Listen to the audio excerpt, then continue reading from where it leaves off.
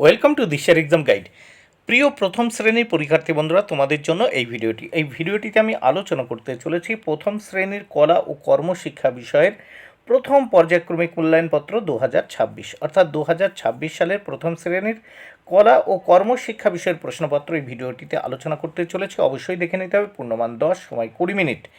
প্রথম শ্রেণীর কলা কর্মশিক্ষা পরীক্ষার্থী নামের জায়গায় তোমরা তোমাদের নাম লিখবে, অর্থাৎ পরীক্ষার্থী বন্ধুরা তোমরা তোমাদের নাম লিখবে, ক্রমিক সংখ্যার জায়গায় তোমরা তোমাদের রোল নাম্বার, বিদ্যালয়ের নামের জায়গায় তোমরা তোমাদের বিদ্যালয়ের নাম।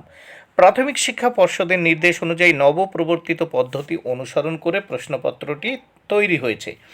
প্রথমে আমরা দেখে নেব এক দাগে বিটের ছবিটি নিজের অভিজ্ঞতা অনুযায়ী রং করো। এখানে একটা বিটের ছবি দেওয়া ছিল, সেই ছবিটাতে কিন্তু রং করা ছিল না, আমি রং করে দিয়েছি। রং করার পরে যেন এরকম দেখতে লাগে, এরকম দেখতে লাগলে তোমরা মোটামুটি এখানে 3 পেয়ে যাবে। নেক্সট আমরা দেখব দুই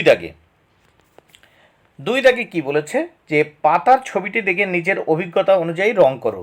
এখানে পাতার ছবি ছিল কিন্তু রং করা ছিল না, সেই ছবিটি আমি রং করে দিয়েছি। দেখো, এই রং করার ফলে তোমরা এখান থেকে 3 পেয়ে যাবে।